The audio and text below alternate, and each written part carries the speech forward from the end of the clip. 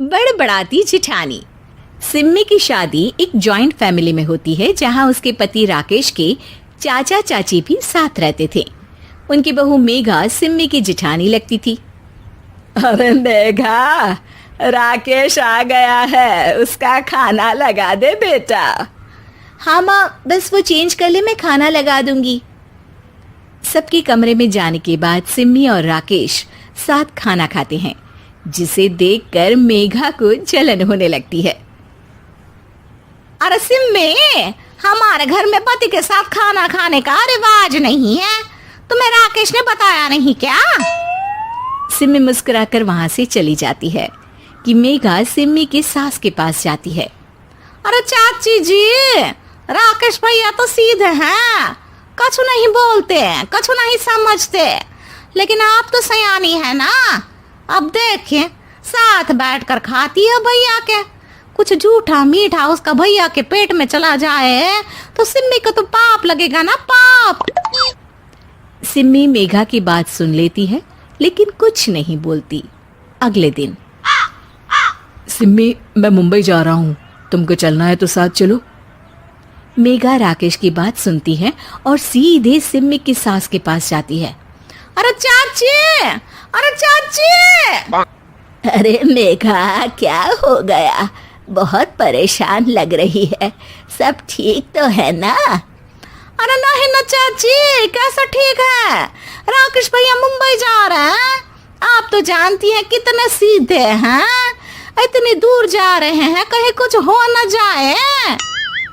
अरे नहीं नहीं, मैं नहीं जाने दूंगी उसे। अरे सिम्मी, पता चला है कि राकेश मुंबई जा रहा है। ना बेटा ना, वो नहीं जा सकता।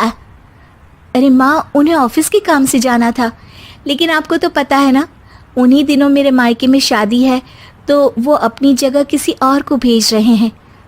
अच्छा अच्छा, तो फिर ठीक है। सिम्मी समझ जाती है कि मेघा ने सास के कान भरे हैं। वो सास से कहती है, माँ जी, लेकिन हम दोनों कुछ दिनों के लिए मसूरी जा रहे हैं। आप तो जानती ही हैं कि शादी के बाद हम कहीं नहीं गए। अच्छा अच्छा, ठीक है, जाओ घुमाओ। सास वहां से चली जाती है।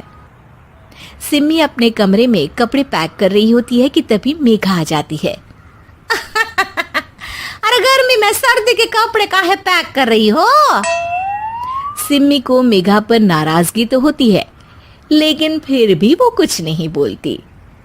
दरअसल मैं और राकेश हनीमून के लिए मसूरी जा रहे हैं ना।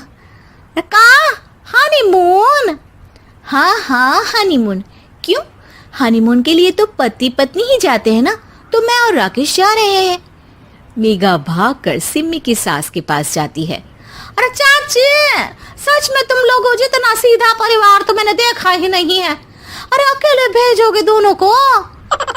मैं और सुरेश तो कभी अकेले नहीं गए। हाँ भाई, हम तो परिवार में ही अच्छे, बड़ों के बीच, ऊपर से खर्चे है भगवान। अरे चाची, पहाड़ी इलाका है, कुछ हो गया तो? सास सीधे सिम्मी को बुलाती है, लेकिन सिम्मी तो वहीं सास के कमरे के बाहर ही खड़ी थी। बस मेघा दीदी, आपसे यही उम्मीद थी। अरे बड़ी हूँ, घर के कायदे कानून तो मैं ही बताऊंगी ना। अरे तो अपने घर में रखिए ना सारे कायदे कानून। आपकी सास खुद खाना बनाती है क्योंकि आप यहाँ आकर मेरी सास के कान भरती हैं। आपका पति हमेशा खुद खाना लेकर खाते हैं क्योंकि आप मेरे घर में ये देखने के लिए बैठी रहती हैं कि मैंने और राकेश ने साथ खाना खाया तो खाया कैसे। मेघा दीदी, आप अपने घर और घर वालों का ख्याल रखिए। मेरे घर में ज्यादा घुसने की जरूरत नहीं है, और हाँ, मैं अपने सास और पति को संभाल लूंगी। मेघा चिल्लाती हुई वहां से चली जाती है, जिसकी आवाज सुनकर राकेश वहां आ जाता है। सिम्मी, मैंने तो तुम्हें पहले ही अपने घर का माहौल बता दिया था। हाँ राकेश, तुम्हारे घर का माहौल बहुत अच्छा है, लेकिन बाहर से कुछ लोग आकर इसे खराब करना चाहते हैं, जो मैं नहीं होने दूंगी। सास सिम्मी की बात सुनकर कमरे में चली जाती है। सिमी और राकेश घूमने जाते हैं और जब वापस आते हैं तो दरवाजे में मेघा और उसके पति खड़े होते हैं, वो भी सामान लेकर। अब छोटे मर्यादा तोड़कर घूम रहे हैं तो हम काहे नहीं। अरे भाभी, तो आपको किसने मना किया है? वैसे भी 4 दिन की जिंदगी है, दूसरों के घर में ताक झाक करके बिताने से अच्छा हो मौज करके ही बिताओ।